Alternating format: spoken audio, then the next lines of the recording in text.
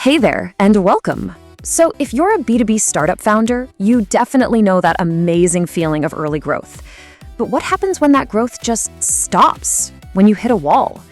Today, we're going to dig into how you can smash through that plateau by actually engineering a predictable revenue machine. All right, let's get into it. So here's the game plan. First up, we're going to talk about the problem itself, what we're calling the sales wall. Then, we'll dive into a three-part solution. First, finding the leaks in your process, then architecting a real growth engine, and finally, switching that machine on. We'll wrap it all up with the one core principle that makes everything click. All right, let's start with the big one, the main challenge. You know, it's that moment that pretty much every successful founder runs into, that point where their own personal drive and charisma just aren't enough to scale the business anymore. Does this sound familiar at all? I mean, the leads are coming in, you've got an awesome product, but your revenue has become totally unpredictable. You just can't figure out why you're not growing faster. If that's you, then yeah, that's a classic sign you've slammed into the founder-led sales wall. And this right here is the heart of the problem. See, founder-led sales is what gets most startups off the ground. The founder's passion is totally infectious, right? But it's a process built on one person's gut feeling. It's not a system that anyone else can really follow. And that, my friends, has a hard limit. And you want to know where that hard limit usually shows up?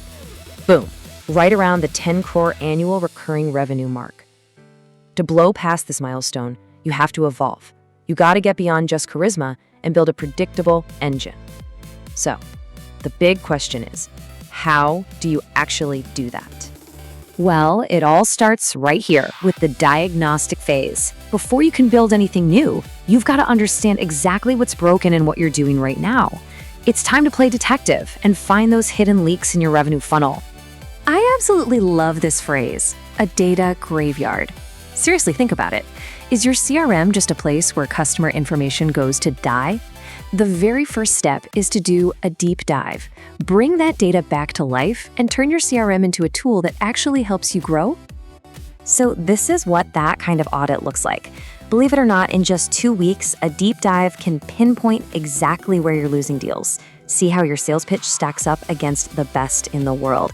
And, this is crucial, give you a concrete 90-day roadmap to fix the problems. No more guesswork. Okay, so you found the leaks, now what?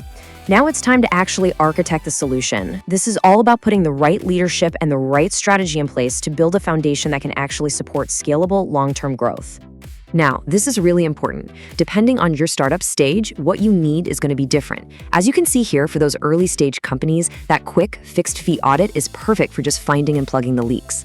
But for later stage companies that need to build out an entire sales team, a fractional or part-time chief revenue officer is a much smarter play.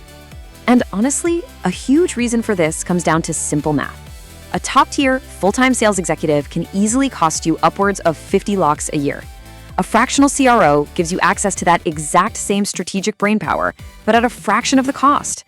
That is a massive advantage when you're scaling. And let's be real, every single rupee counts. All right, so the leaks are patched, the blueprints are ready. Now for the most important part, turning those plans into a real functioning sales machine. This is all about execution. The beauty of this is that it's a real system. It follows a logical flow. You start with the diagnostic we just talked about, then you build the architecture, and then you hit the accelerator by setting up the tech and training the team. And it doesn't just stop there. That fourth step, optimization, means the machine is constantly being tweaked and tuned for peak performance. And you know, this system isn't just for fixing problems. You can use this exact same way of thinking for huge goals, like going global. I mean, look at this 90-day plan. It's so structured. First, you adapt your message for the new market. Then you build the tech infrastructure. Finally, you go out there, validate the market, and start booking those critical first demos. It's a formula you can use again and again. So, when you boil it all down, what's the big idea behind all of this?